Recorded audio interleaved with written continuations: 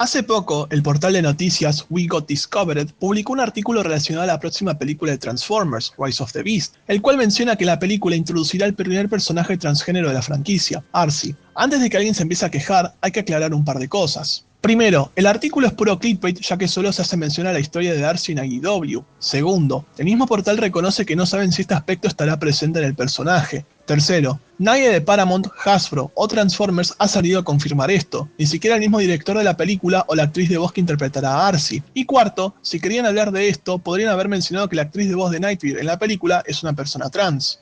Al final del día, se trata de un portal de noticias que a veces hacen de todo menos investigar, así que sí, no tomen como cierta esta nota. Aún así, hubo polémica alrededor de esto, ya que mucha gente pensó que de verdad Arcee sería un personaje trans en la película. Como dije anteriormente, el portal menciona la historia de Arcee de AEW, y esto se debe a que, en esa continuidad, Arcee fue creada como un personaje trans. Esto es algo que solo unos cuantos fans sabían, pero que muchos otros no, de ahí que surgiera esta polémica.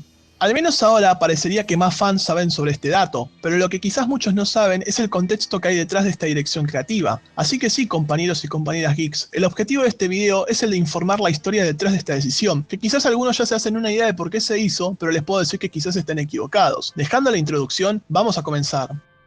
En el año 2005, la editorial de cómics estadounidense llamada IDW Publishing logró conseguir la licencia de Transformers tras el cierre de la editorial Dreamwave Productions, antigua editorial que obtuvo la licencia de la franquicia en el 2001, pero que en el 2005 se declaró en bancarrota. Se dio inicio a una nueva continuidad que duraría al menos 13 años, cerrando su historia en 2018. Esta continuidad comenzaría siendo escrita y liderada por Simon Furman, antiguo escritor de los cómics de Transformers exclusivos del Reino Unido. Tengan en mente este nombre ya que será importante para este video. La editorial comenzaría lanzando miniseries como Transformers Infiltration, The Transformers, Stonebringer, Transformers Escalation y Transformers Devastation. Aparte de estas 4 miniseries, había otra serie de cómics importante para la editorial, Transformers Spotlight. Una serie que era una especie de historias tipo one-shots en donde cada número se centraba en un personaje distinto y presentaban una historia nueva. Para Furman, esta serie era importante por 2 razones. En primer lugar, servía para expandir el universo y mostrar distintas perspectivas, y en segundo, complementaban la historia principal. La serie era muy querida debido a que cada cómic que se presentaba era único. Algunos se centraban en personajes muy conocidos como Shockwave, Hot Rod, Ultra Magnus, Soundwave, Optimus Prime, Grimlock y otros. Pero también se le daba protagonismo a personajes que no eran muy conocidos por gran parte del fandom, como Nightwing, Seedshot o Double Dealer. Entre todos estos números hubo uno que destacó y no para bien, ya que generó polémica por aquel entonces. Así es, hablo del número de Arcee. El cómic empieza con una salvaje Arcee realizando una masacre en busca de Shiatsus, un personaje importante para esta historia y parte de la continuidad en sí. Sin embargo, Ultra Magnus llega para detener a Arcee, ya que estaba violando los acuerdos de Tydest, una serie de normas muy ZZZ que para quien se lo pregunte en sus inicios, Arcee no era un Autobot como tal. Ultra Magnus cumple con su misión y se lleva a Arcee a Garrus 9, una de las prisiones más jodidas ya que contiene una gran cantidad de cybertronianos peligrosos. Fortress Maximus y Jetfire estaban intercambiando diálogos hasta que son atacados por los Combaticons y otros Decepticons. Para contrarrestar el ataque, Fortress Maximus decide liberar a Arcee para que los ayuden. Al final, Arcee limpia el piso con los Combaticons, pero estos logran cumplir con su misión que era recuperar a los Pretender Monsters, los componentes de un Combiner llamado Monstructor, y terminan escapando. Arcee decide ir tras ellos, ya que los Pretender Monsters eran un experimento de Shiatsus, y ella creía que ellos la podrían llevar a él. Jetfire acepta, y Fortress Maximus lo hace pero a regañadientes. Antes de irse, Jetfire le pregunta cuál es el conflicto con Shiatsus. Arcee les revela que Shiatsus tenía intenciones de introducir los géneros en la raza, y entonces decidió experimentar primero con Arcee, manipulando su CNA, el ADN de los cibertronianos básicamente. Según ella, porque él podía y tenía curiosidad, pero cuando vio que no estaba a la altura de lo que Shiatsus esperaba, la desechó como si no fuera nada. Traumatizada por el proceso, Arcee decide vengarse de Shiatsus. Al final del cómic, Fortress Maximus y Jetfire dejan escapar a la temible guerrera. La historia no fue muy bien recibida por el fandom por aquel entonces, levantando polémica ya que se podía considerar ofensiva para las mujeres o para las personas trans. Las quejas mencionaban que hacían ver a las personas trans o el proceso como algo horrible o traumatizante para la persona.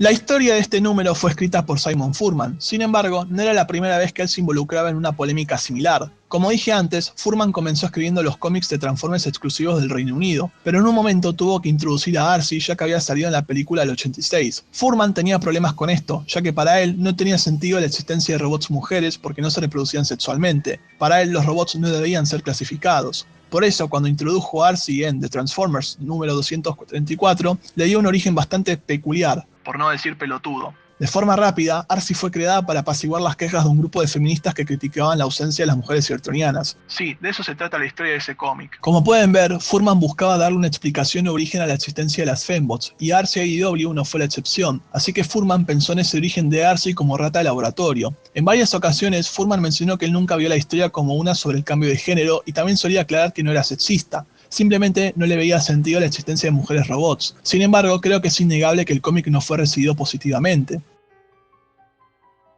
Ahora bien, la cosa no terminó aquí. Por un tiempo en la continuidad, Arcee era la única fembot. Sin embargo, para el evento crossover Dark Cybertron se llevó a cabo una especie de retcon, ya que se introdujo a 3 nuevos personajes femeninos, Chromia, Nautica y Wimblade. Ellas eran parte de una colonia cibertroniana llamada Caminus, en la cual coexistían ambos géneros. Esto dio a entender que antes en Cybertron sí habían mujeres cibertronianas, pero que por X motivo terminaron desapareciendo. Más adelante, en la serie de cómics titulada Optimus Prime, se realizaría otro retcon pero centrado en la historia de Arcee en sí. Arcee afirmaría que en realidad había sido creada como hombre, pero que se sentía como mujer, así que cuando se enteró del plan de Shiatsus de no introducir, sino de reintroducir a las mujeres cibertronianas, Arcee misma se postuló para el proceso. ¿Y qué del comportamiento violento y su sed de venganza? Pues, se menciona que se debe al poco interés que Shiatsus le dio a Arcee luego del proceso. Sí, ya sé que suena estúpido. De esta forma, IDW intentaría redimir su pasado con Arcee, aunque varios fans no les terminaban de agradar los retcons implementados, sobre todo este último. Por si se preguntan qué sucedió con Simon Furman luego del spotlight de Arcee, él continuó escribiendo algunos cómics más hasta que dejó la editorial. En 2016, Furman mencionaría en una entrevista que pudo haber hecho algo mejor con respecto a la historia de las fembots, pero que dudaba si a día de hoy hubiese hecho algo distinto. A su vez, Furman reconoció que se había hecho un buen trabajo con las fembots en estos últimos tiempos. Para ir cerrando el video, quisiera dar una conclusión, y es que para ser justos, es entendible que Furman no viese géneros en los cybertronianos al ser una raza de robots sin sexo alguno, pero creo que la forma en la que buscaba introducir estos personajes era la incorrecta. Se podrían haber probado otras cosas o simplemente no dar una explicación a su origen, pero Simon Furman es alguien a quien le gusta explicar y fundamentar. En fin, compañeros y compañeras geeks, espero que el video les haya gustado. De ser así, agradecería que le den like al video y que se suscriban al canal. Y antes de irme, recuerden, cuando se pregunten de dónde vienen las fembots, mejor no piensen en eso. Adiós.